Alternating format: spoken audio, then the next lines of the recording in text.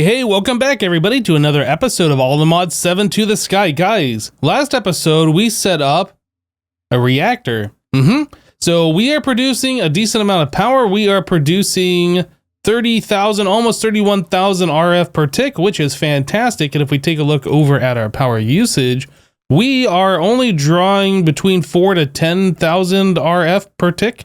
Yeah, so we are making over 3 times the amount of power that we're actually consuming, which is great. That means that we won't have to worry about running out of power anytime soon, which also means that we can start looking at using things that require more power. So that'll come into play a little bit later. So last episode, we set this up, and then I was talking about the cyanide reprocessor, and I went ahead and I made one of these. So a cyanide reprocessor with some power and some water and then 2 cyanide ingots. This is the expended fuel from our reactor down below. When you get 2 ingots in there and everything else is met, it'll process the cyanide into plutonium. I believe plutonium can be put right back into the reactor. It is essentially the same thing as the uranium that we're putting in, but plutonium also can be used for more advanced things in this reactor mod. You can make like turbines out of it, or make the ludicrate blocks, which is like the best block that you can get for the turbines or whatever.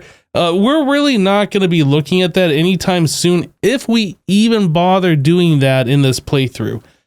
But yeah, I wanted to do something with the cyanide because we were collecting a lot of it. Let's take a look at uranium, cyanide, and plutonium.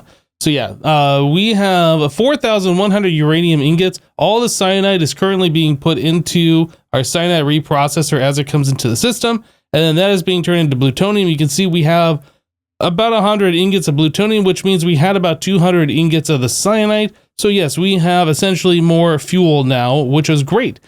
We're constantly making more of these uranium pieces. I need to set up like a proper automation for this. So yeah, I've just been converting these into the raw uranium like so, and then sticking that up here into our macerator. And while this does work, it's not great that I have to manually do this. We need to set up like an automation to do this for us, so I don't have to do any interaction with this. But yeah, this is also using solar panels, so all of this processing is essentially free. We don't have to worry about using the power from our main system.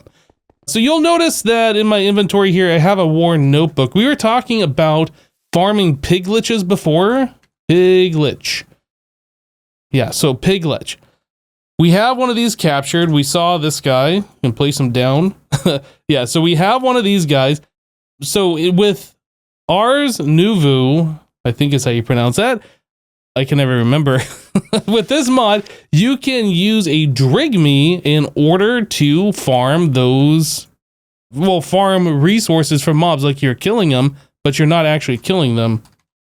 A while ago in this playthrough, we made these drygmy shards. We obtained these by giving a drygmy a wilden horn.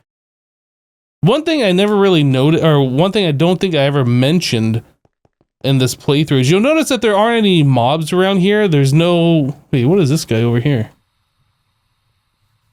Where did you come from? Okay, that's the first time I've seen one of these guys in the base. Anyway, yeah, you'll notice that there are no passive mobs around. Does this guy know right where I'm at? No, he doesn't. You'll notice that there's no passive mobs around. That's because I have implemented on 4 of our different islands here, I have placed these things, these dread lamps, and these prevent all of those mobs from spawning. Otherwise, we would have drygmys everywhere and all the other random mobs and pigs and things like that. But yeah, we don't have those around here. I'm just gonna get rid of this guy. I don't have to worry about having that that bad omen. We don't have any villagers around here, so we won't start a raid. It won't matter anyway. But yeah, I put those around to stop those mobs from spawning, since they weren't really doing anything other than making noise and kind of like irritating me. But anyway, previous to that, we did obtain these drygmy shards by giving wilden horns to the drygmys. And then if we go into the book here, we can take a look at one of these things in here. Shows us how to deal with drygmys. I think it's this one. Yeah, drygmy charm under the automation. And this says, drygmys can be given a home in the world and will produce items from nearby monsters and animals as if they were slain without harming them. A wild drygmy may be befriended by throwing a wooden horn near it. Yeah, so we've done that. If we continue on, it'll talk about that we need source in order for us to continue to get stuff. Let's see. Each time this occurs, the henge will require source to recharge. The number of drops and experience gem is equal to the drygmy happiness, experience value of the entities nearby. So basically, we need to get source, right? So in order to get source, let's take a look here. We need to get ourselves source jar. This is a thing to contain the source in. So we're gonna need some glass and some slabs. I don't know if it has to be archwood. I think it can be any type of slab. Does it actually have to be archwood? Maybe it does have to be archwood. Can we grab, what is that thing called? The market? Can we get archwood from this guy? If not, I'm not sure how we're gonna get archwood. Flourishing archwood sapling. Yeah, look at this. So we can just make this stuff. Cascading, vexing, flourishing, and blazing. I don't know. Let's grab one of those. So that is emerald. We have so many emeralds, this don't matter. So we will do this again. Archwood. You know what? Maybe I'll grab 16 of each. So the 16 of the blue, 16 of the purple, 16 of the green, and 16 of the red. I don't know if any of these make any difference.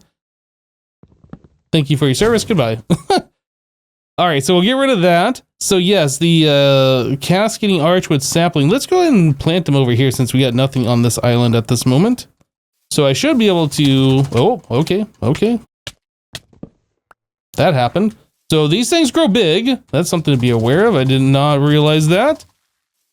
These grow real big. Okay, let's just go ahead and vein mine this stuff away.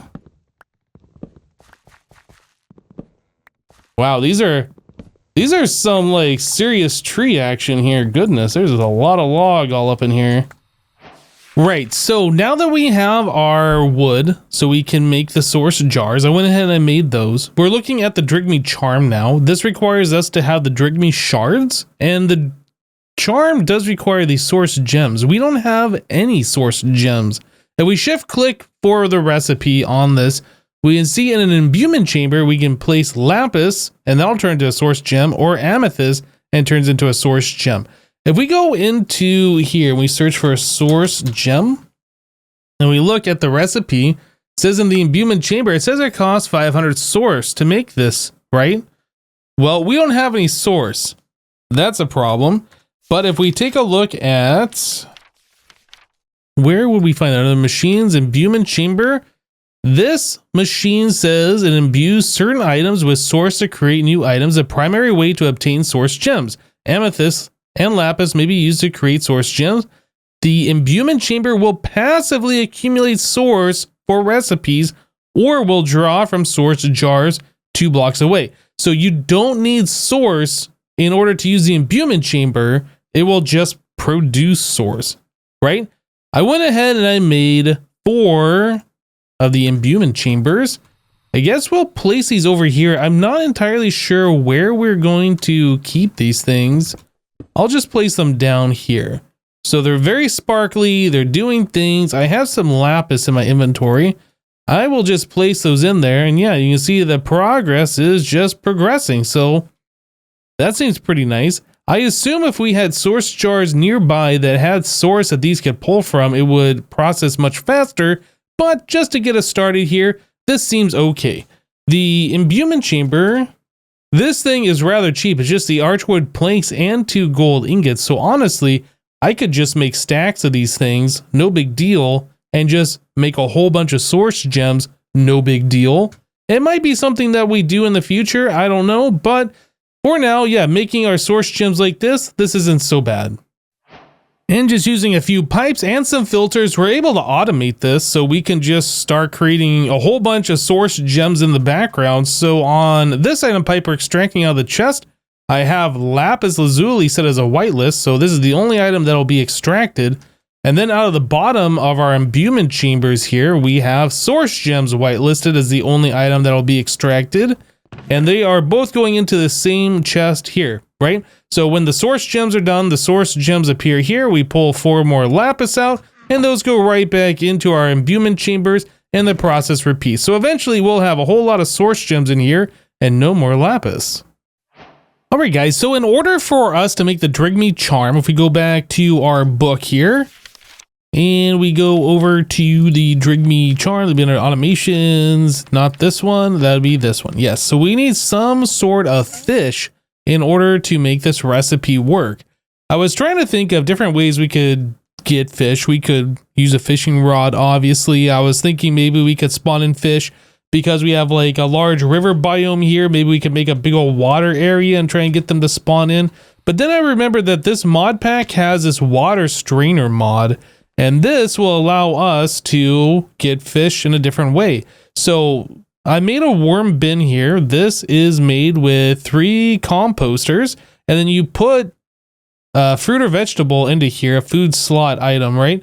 And I just put a stack of apples in there. I made a stack of worms, and I got some fertilizer out of there as well. I'm not actually sure what this fertilizer is used for. You get it from that slot. I don't know if that's used the same way as bone meal or something. It's not really well explained in this mod. But anyway, so we have these worms. These worms are used as bait in the strainer base. You put a mesh in there. And then there's also a slot here. This is new from the last time I used this mod. There's a bait pot, and it says decreases bait consumption. So that seems pretty cool. So I definitely want to make some of those. Now I ended up making 10 of these, and I'm not actually sure if we are going to need that much.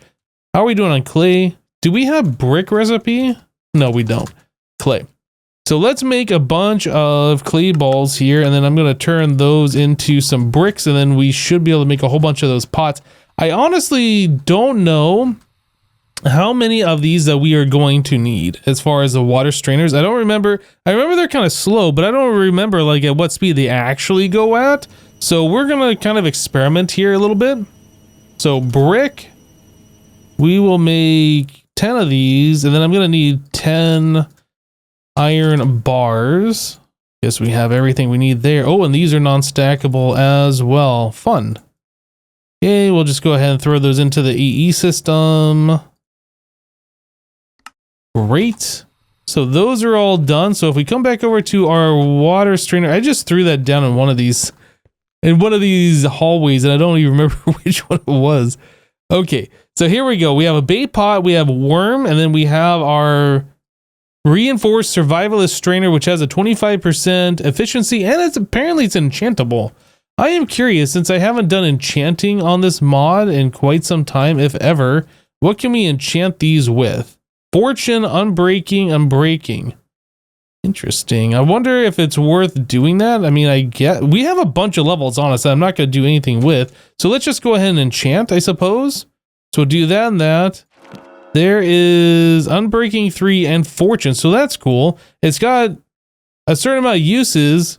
It's got some efficiency, and we can also put Unbreaking on it, which is kind of neat. So where did my lapis go? It stayed in here. Luck of the Sea. I wonder... Yeah, I'm not entirely sure which one of these enchantments is going to be really good. Efficiency, does that mean like you get stuff faster? I honestly don't know. Efficiency and Fortune seems pretty good. Tombstone Soulbound, I'm not sure if that's going to be useful. Some Luck of the Sea on that one. Fortune 3, Unbreaking 3, Efficiency 4. That one seems really good compared to the other ones that we've collected. Efficiency and Unbreaking. This one will have Luck of the Sea, Efficiency and Unbreaking on it. Keep going here. We will do Unbreaking Efficiency, and this final one we're going to do is just Soulbound, which is kind of waste. I might disenchant that one. We'll see how that all goes. So these water strainers are supposed to be underneath a water source block. And I don't remember if you're supposed to have flowing water on top or how it all works, but that's what I'm going to go ahead and mess around with next. All right, guys, so I have our water strainers all set up underneath this platform here. This is where we're growing our crops and stuff, and it seems to be working pretty well. But one thing I realize is that I made the wrong strainers. Yeah, these are making resources here. Turns out we actually need the reinforced fisherman strainer, not the survivalist strainer, in order to get fish. So yeah, if we wanted clay, dirt, gravel, iron nuggets, and sticks, this is definitely the way to go. But yeah, unfortunately, that's not actually what we needed here. So I'm going to go ahead and undo my mistake and swap these out. Now, The reinforced survivalist strainer actually did not require any bait or bait pots. So that's kind of interesting. I did not realize that was going to be the case. But yeah, you can see here it says now bait is missing. So we need to do something about that if we're going to have multiple of these running here, which I actually do want. So let me go ahead and swap out all of these strainers real quick, and we'll have to get ourselves a bunch of bait. Now I went ahead and I made myself another stack of apples so I can throw that into, what's that thing called? The bait. It's right here, whatever this thing is. It's called a worm bin. It's a worm bin.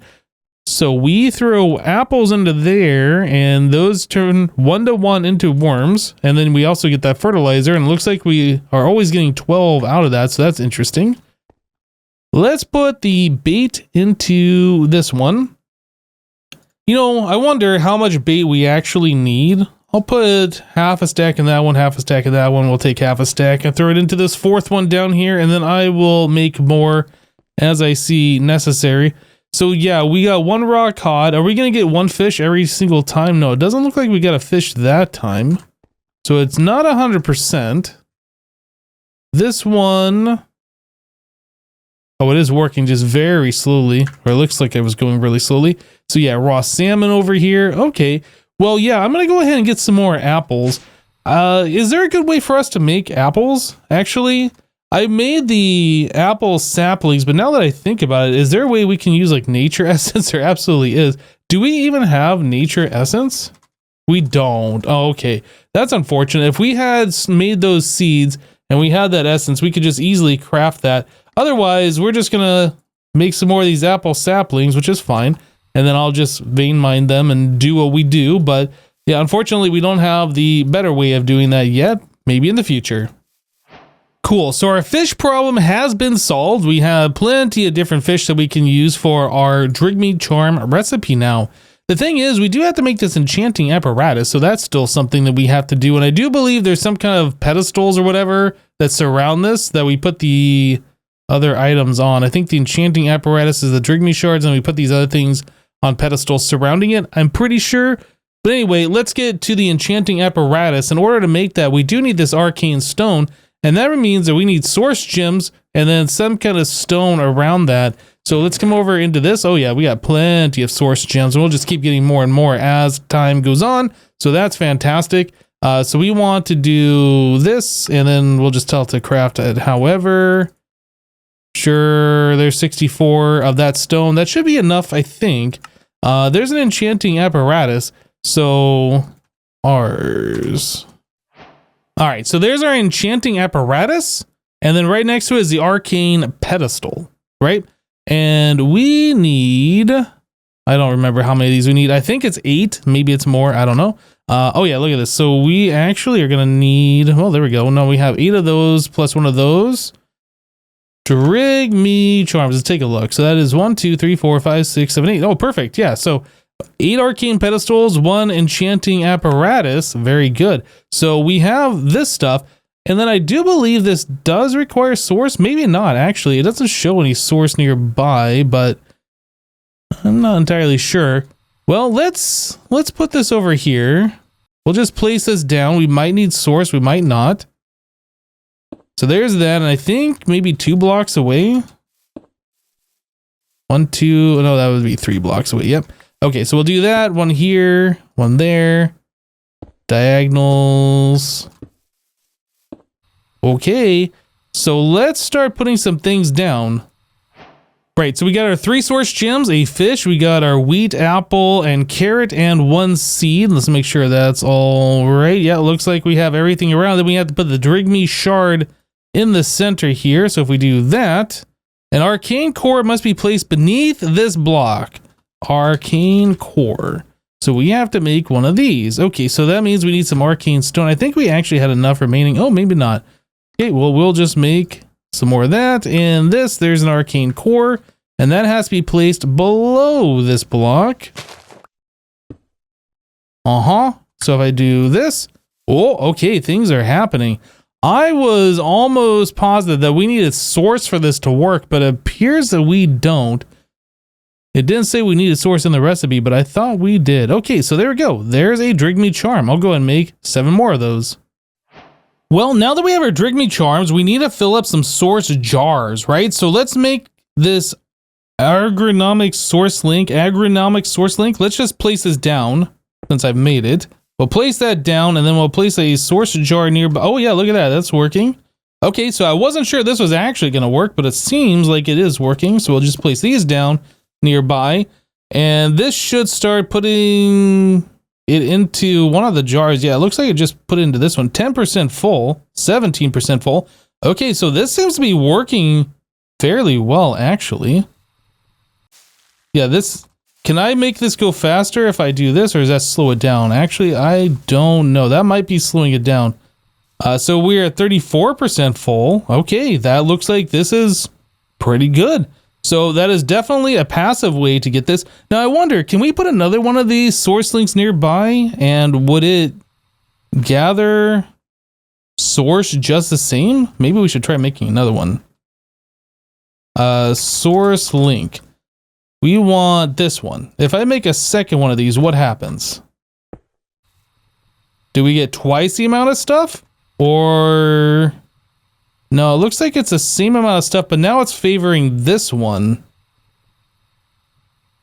Okay, so that's not necessarily better.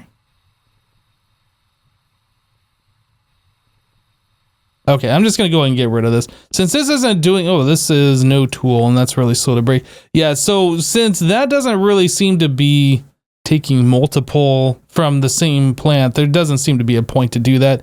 Okay, so yeah, we have 19%, 86. Wow, this one's almost full. Okay, so very good. Now that we have source, we should be able to worry about these drygmy charms and get this all set up, which is going to be fantastic. All right, guys, so I went ahead and I made myself a source relay. So this has 2 different things. It can take from an item and it can send to an item. So I am currently having it take from the source jar right next to it, and then it is sending to one location down below. So it is sending down to this relay, and you can see this one is set to sending to one location. So the source that comes to this gets put over into this jar, and now our source is down here, right? So that's pretty cool. We can easily move our source around, and I like that. In fact, we could probably hide all of this underneath the platform and not even see any of it. Have this down below and all these down below. That's definitely a thing that we could do. But either way, this allows us to move source up to 30 blocks away, and I think you can continually chain that. Like if I put another one of these relays over here, and I take from this jar, I could send it somewhere else and then repeat that process and just move the source from where we're generating it to wherever we want it, right? I think that would be pretty cool. I think down here is where we are going to set up our Piglich farm though. This is probably going to be more of like a temporary thing. I don't know how many Piglich hearts we need, but this is where we're generating our source, and instead of like moving it all over the place, I kind of feel like keeping it nearby is what we're going to do here. So in order to do that, we need to get our drygmy set up, and we needed to get ourselves a mossy cobblestone, I do believe. So moss block plus cobblestone should yield that. Yeah, there we go, mossy cobblestone. So we can place this nearby. I don't remember if this has to be touching the source jar or not, or if it just has to be nearby. But yeah, we do that, and I think we just right click onto there. Yeah, so that's happening. So we have ourselves a drygmy henge, and we have ourselves a drygmy. Now we can get our drygmy charm back if I destroy the drygmy. You see it went up to 8. I can right click multiple on there, and then I can get them all back just like that. So that's pretty cool. So our drygmy henge is right here. We want to fence these guys in so they don't wander. And then we're going to want to have like our piglich somewhere nearby. We're going to want it in a stasis chamber. So we should grab one of that stasis. Our stasis chamber. Yeah, remember this thing? We don't want to be very close to it because in the 3x3 area, it'll prevent us from moving. Yeah, so that's just something we're going to have to be wary of. So we'll place that here. I think there were the upgrades we could put in there. Or are they called add-ons? And And it would only take 2 of these 3 if I remember correctly. No, it takes all of those. Efficiency, processing, and speed. There we go. Very good. So we also need to give that power. And before I give it power, I think I'm going to get rid of these strainers now that they have served their purpose. All right, guys, so here we go. I have the stasis chamber going. We put our Piglich down there, and I just enclosed it all in glass so I don't get trapped by the stasis chamber here. But yeah, you can see that there's particles going on around this guy, and our drygmys over here are doing some things. They're just sitting on their hinge and kind of dancing around, and yeah, every once in a while we see some green particles come back over to our guys, and I guess that increases the progress. As far as I can tell, there's no way to see what the progress is. Yeah, we don't get any tooltip information. The drygmys don't see anything or whatever, but after a short amount of time, probably like 5 minutes or something, we were able to get some Piglich hearts. These just appeared in here. According to the book, for production, it says, once the maximum progress has been reached, the henge will generate items and experience gems and deposit them into nearby inventories. Each time it occurs, it'll use some source to recharge. Well, we have the source down here, so that's easy. And we have a nearby inventory right here, so that's easy. And yeah, it is just generating stuff off this Piglich. I don't know if I need a name tag this guy, if he will disappear or not. I assume being in the stasis chamber because of industrial foregoing, it shouldn't despawn, but maybe I should give myself a name tag. Do I even have one name tag? No. Well, don't have a name tag. I guess if that's going to be a problem, we can always go back and get another one of these guys, and we'll worry about it then. Unfortunately, yeah, we can't name the guy, but yeah, this is how we are going to farm Piglich hearts going forward. I'll just drop down applied energistics, and I will use an import bus, and then we will throw those into our AE system, and then we should never have to worry about Piglich hearts again, which is going to be great. Guys, we're going to wrap it up here for today. Yeah, we got a lot of stuff going on today, which is fantastic. We got this automation going. I don't know how many of these Piglich hearts we need or how fast we're going to need them, but I know this was something that we needed to do, so this way we don't have to kill each and every single one of these Pigliches for the hearts. But anyway, that's it for today. Thanks for watching. We'll see you next time. Take care, everyone. Bye-bye.